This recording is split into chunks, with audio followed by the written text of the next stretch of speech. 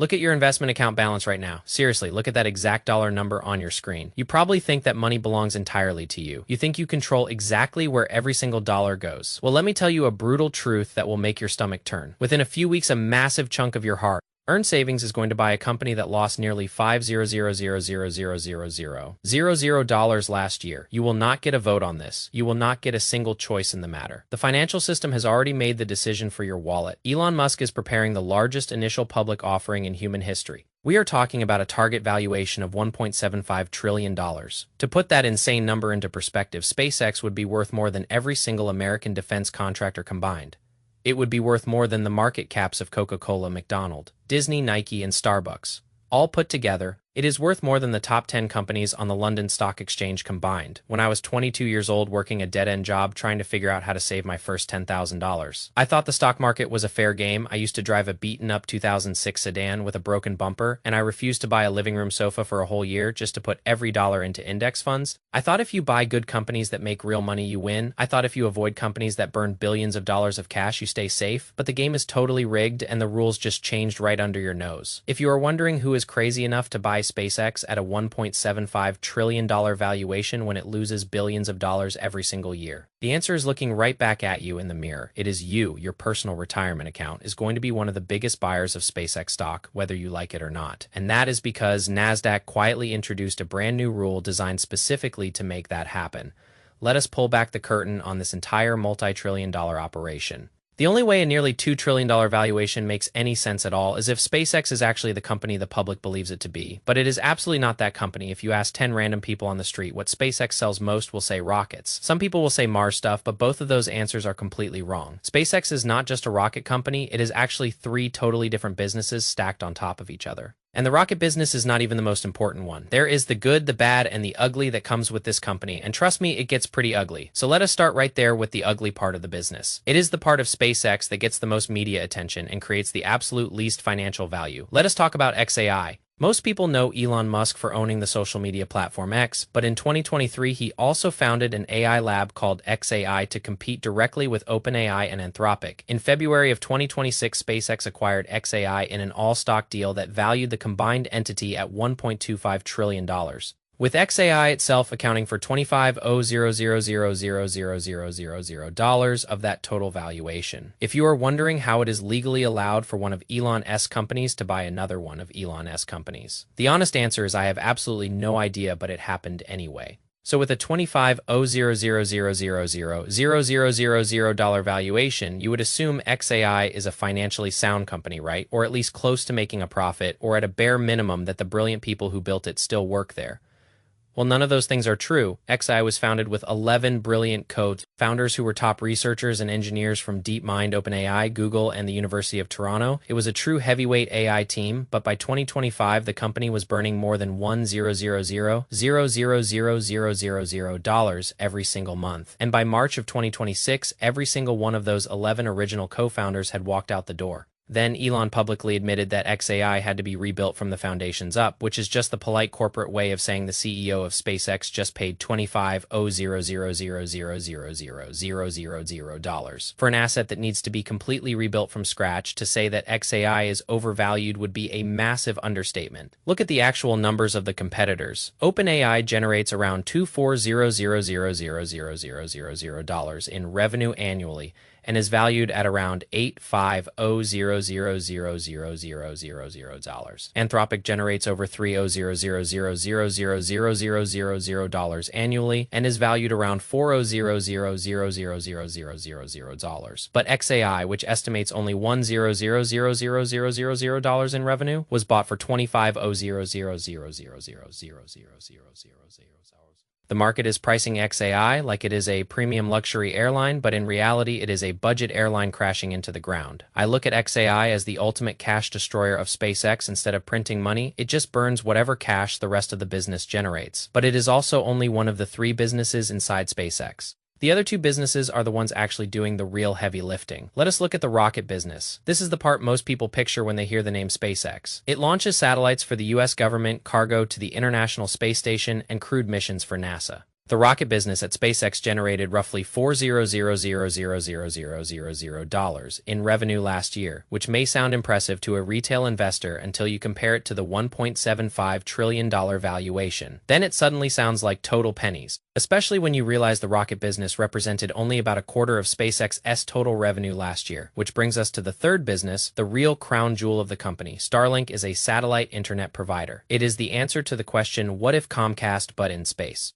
Starlink launched in beta in 2020 and 6 years later in 2026. It is the fastest scaling telecom company in human history. There are now more than 10,000 Starlink satellites in Earth's orbit beaming internet, down to over 1,000,000 active subscribers in 150 countries. In 2025, Starlink alone brought in $114,000,000 in revenue, which is roughly 61% of SpaceX's total revenue for the year. 2 years ago, Starlink's profit margins were about 41%. This year, it is now 63%. So yes, the margins are accelerating fast. But here is where the math falls apart completely. In 2025, Starlink and the rocket business brought in roughly $8,000,000,000 in profits, which sounds amazing until XAI showed up to ruin the party, because the consolidated company of SpaceX ended up losing nearly $5,000,000,000 last year on roughly $185,000,000,000 in total revenue. So why on earth is this unprofitable combination about to list at a $1.75 trillion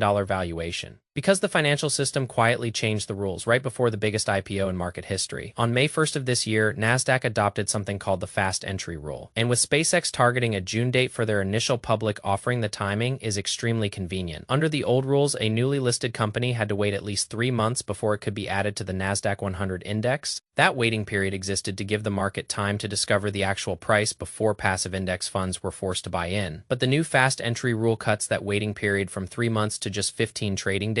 It compresses 3 months of price discovery into 3 weeks just to speed up the automatic demand for SpaceX stock. And it gets so much worse. There used to be a minimum free float requirement of 10% to join the index. SpaceX is targeting a free float of only 4 to 5%. Under the old rules, they would be disqualified immediately. Under the new rules, that minimum requirement is magically gone. And then there is the hidden multiplier buried deep in the text. For companies with a free float under 20%, Nasdaq now treats the float as 3 times bigger than it actually is, meaning a 4% float gets weighted as if it were 12%. They have bent every single rule and rolled out the red carpet for SpaceX to manufacture artificial demand. They changed the listing requirements, so SpaceX can join the index with just 5% of the company trading publicly. They changed the timeline, so SpaceX skips the standard seasoning period and drops into your index fund in 15 days.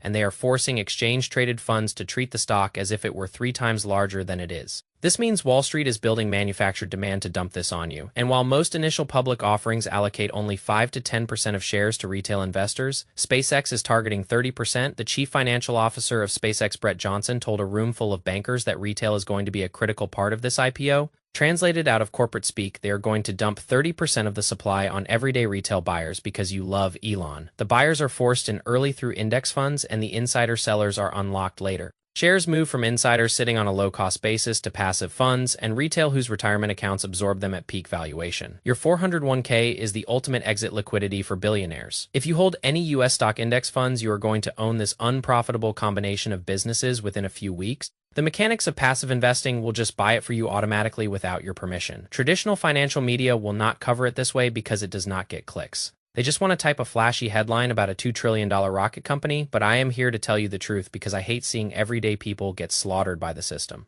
Passive investing was sold to you as the smart, safe way to invest with low fees and diversification, but nobody mentioned that the same mechanism that buys the index automatically also forces you to buy whatever overvalued garbage gets squeezed into it. And right now, someone just squeezed a giant $1.75 trillion monster right into your portfolio. Listen to me very carefully if you want to actually understand how money works and stop being the exit liquidity for Wall Street insiders. Hit that subscribe button right now. Listen to how I manage my own capital because I refuse to buy into the hype. When I started seeing these index rules shift, I stopped blindly throwing money into broad market vehicles without checking the underlying components. I choose to allocate a significant portion of my wealth into solid cash. Flowing assets, I like exchange-traded funds that focus on dividend growth and high profitability like SAG. I lean into total market exposure only when the valuation makes actual sense. When you buy an index fund today, you are trusting a committee at Nasdaq or Standard & Poor's to protect your retirement. But those organizations make money from listing fees and trading volume. They do not care if your net worth drops by 20%, because in overvalued tech stock creators, they care about keeping the big players happy and keeping the liquidity flowing. Look at what happened during the dot-com bubble of 2000. Look at what happened to retail investors during the financial crisis of 2008. Every single time the elite need a way out, they engineer a structural change to pass the bag to the public. I remember talking to a friend who lost $50,000 buying high, flying tech stocks at the top of the market cycle. He told me he bought them because everyone on the internet said they were going to the moon. He did not look at the price to sales ratio. He did not look at the net income numbers. He just saw the chart going up and felt the fear of missing out. That is exactly the type of psychological trap that SpaceX and Nasdaq are setting for you right now.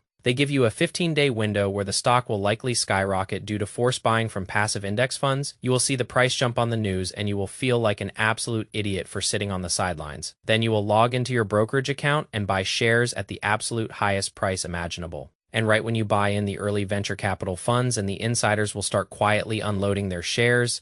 They will take your hard-earned cash and buy real estate or short-term treasury bills yielding a safe return, while you are left holding a volatile asset that is tied to an AI company burning $1,000,000,000 a month. Think about the opportunity cost of having your capital locked up in an overvalued asset. If you put $10,000 into a business trading at a reasonable valuation, you can expect a steady compound return over the next decade. But if you put that same money into a $1.75 trillion company that needs to grow 10 times, just to justify its current price, your money is essentially dead capital. I choose to invest my money where the management is focused on shareholder returns, not on Twitter feuds or colonizing distant planets. I love technology, and I think reusable rockets are incredible, but there is a massive difference between a great technological achievement and a great investment asset. Do not confuse admiration for a founder with a logical investment strategy. When I look at my portfolio, I want to see businesses that have predictable earnings and strong pricing power. Companies that can raise prices when inflation hits without losing their entire customer base. Starlink has some of that power, but it cannot carry the weight of a $250,000,000 AI laboratory that just lost its entire founding team. The math simply does not work. And as your internet brother who has already gone through the pain of losing money on bad trades early in my career, I am telling you to watch your step. Do not let the shiny marketing and the spacesuits blind you to the underlying financial reality. If you look at the top holdings of the major index funds, you will see they are becoming increasingly concentrated in a handful of mega-cap stocks.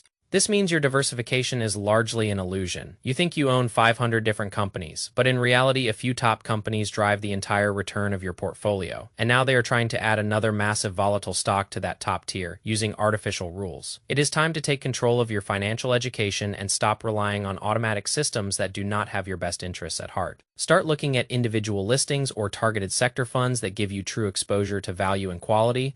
Learn how to read a basic balance sheet so you can spot these corporate maneuvers from a mile away.